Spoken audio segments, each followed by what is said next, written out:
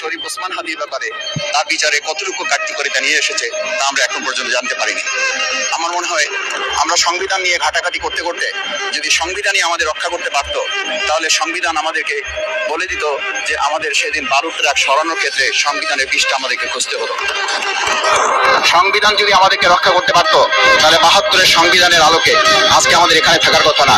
আমি শফিকুল ইসলাম মাসুদ, আমার এখন জেলখানায় থাকার কথা। সংবিধান যদি মানতে হতো, তাহলে আমাদের মাননীয় প্রধানমন্ত্রী বাংলাদেশে থাকার কথা না, অন্য দেশের বাইরে থাকার কথা।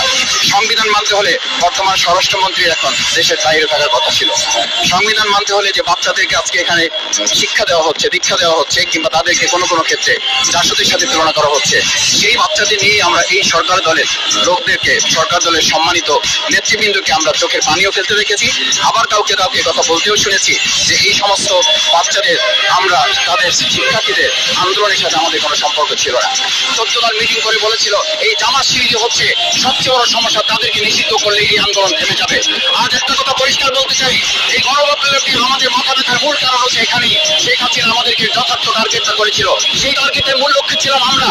আমাদেরকে বলা হয়েছিল একটা গুলি করলে একটা সাড়ে বাকিগুলো লড়ে না, সেই লড়ে না লক্ষ্য হয়েছিলাম আমরা। মাননীয় স্পিকার, তারপর আমাদেরকে ভয় পায়। আবার যদি গণভোট জুলাই সনদ দিয়ে এই জাতির সাথে প্রতারণা করা হয়, তাহলে মূল্য দিতে হবে শুধু নয়, আবার আমাদেরকে 17 বছরের সেই জেল জুলুম নিপীড়ন মন করে আমাদেরকে ফিরে যেতে হবে।